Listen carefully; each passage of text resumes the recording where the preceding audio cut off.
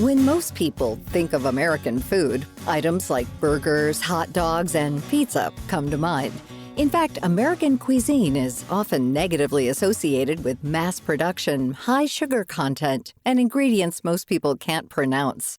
David Shields, a foodie himself, felt this way for many years. Food was always an issue for me. I was raised actually in Japan, and my palate was formed in the 1950s from Japanese food.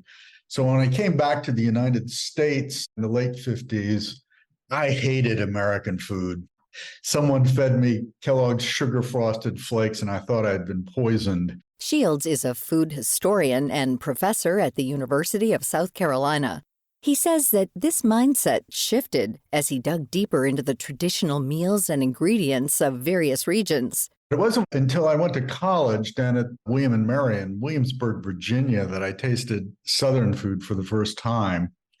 And there was a kind of integrity there that struck me as being kind of analogous to Japanese food. He soon realized that it wasn't just the special dishes that made Southern food unique, but the ingredients themselves. Many of these items were heirloom crops or older varieties of fruits, vegetables, and grains unique to the region, and they all tasted different than their more modern counterparts. These crops had been cultivated for much longer than the ones in large-scale agriculture, and many were planted generations ago, during a time when food was grown on a much smaller scale. And flavor, not size or durability, was the most important trait. Modern agronomic breeding puts processability, disease resistance, pest resistance, transportability, quickness to maturation, all of these other sorts of things are elevated above it. As a result, the tastier heirloom varieties disappeared as mass production took over. In 2003, he was approached by a grain milling company that was interested in restoring older crop varieties. They gave him one task: identify the specific ingredients that made Southern food special. He then spent 3 years combing through seed catalogs from agricultural journals of the early 1800s in search of these forgotten fruits, vegetables, and grains. 2006 comes along, and I have a list of 45 ingredients that made up the sort of elemental southeastern coastal foodways. And 41 of those were functionally extinct. He spent the next 13 years in search of these rare seeds, hoping to bring them out of extinction. Sometimes they could be found frozen in seed banks, which are essentially a library of seeds preserving the genetic diversity of plants. In some cases, the trail had gone cold, and he was ready to throw in the towel. This was the case for the notoriously sweet fruit called the Bradford watermelon. I got an email. My name's Nat Bradford. I'm growing a patch of the Bradford watermelon in my place in Sumter. Turns out he's a 7th generation descendant of the originator of the watermelon. Thanks to his work, Shields has been aptly nicknamed the Flavor Saver and is now the chair of the Carolina Gold Rice Foundation, a nonprofit organization dedicated to preserving historic grains, vegetables, and fruits of the Southeast. But what purpose do these older varieties serve other than being tasty novelties? Right now, people are really hungering, pun intended, for the past and the backstory of the cuisine. So there's intense curiosity getting away from this industrialized product that is out there, and people are trying to figure out, well, what are the various types of collard greens that were grown, and what were the features, and can we get that taste of our grandparents back? That's Adrian Miller, a food writer also known as the soul food scholar.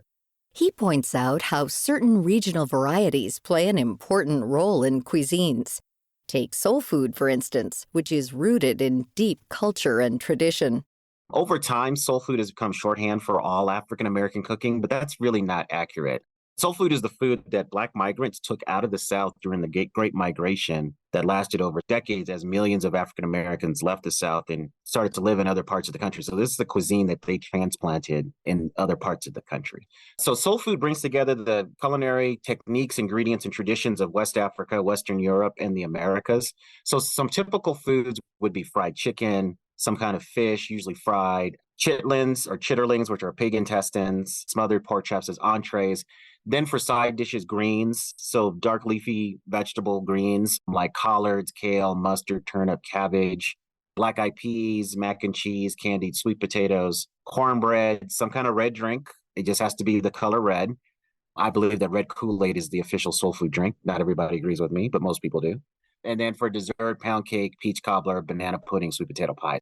Today, many African American chefs and restaurateurs are finding unique ways to reclaim the origins of soul food, while also sometimes adding a modern twist on it. The most creativity and energy that I'm seeing these days is in the vegan category.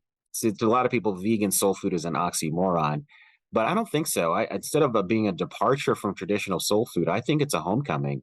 Because if you look at what my West African ancestors were eating in West Africa, very plant-based diet. Of course, there are protein elements, but plant-based is very important. And if you look at what enslaved African Americans ate on a daily basis, not on the weekends and special occasions, but just during the week, it's pretty much what we would call vegan today. If you're looking for these fruits, vegetables, grains, or other regional ingredients, Shields says the best places to look are local markets and even websites like Etsy. To find out more about heirloom foods, soul food, and our guests David Shields and Adrian Miller, head to viewpointsradio.org. This segment was written by our associate producer, Tabor Brewster. Our executive producer is Amira Zaveri. Our studio production manager is Jason Dickey. I'm Marty Peterson.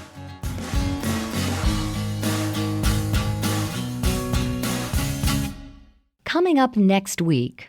In the industry sector, we're still going to continue to make those products. It's just how they're made that has to change. The production of goods and materials accounts for about 30% of all greenhouse gas emissions. Why is this number still so high?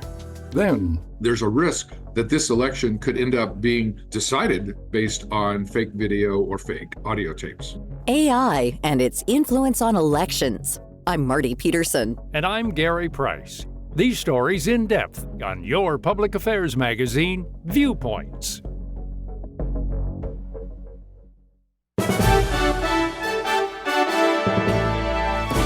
And that's Viewpoints for this week. Follow us on Twitter, Facebook, and Instagram to learn more about upcoming shows and find a library of past programs on Apple Podcasts, Google Play, and Spotify. Plus, you'll always find previous segments and more information about our guests at viewpointsradio.org. Join us again next week for another edition of Viewpoints.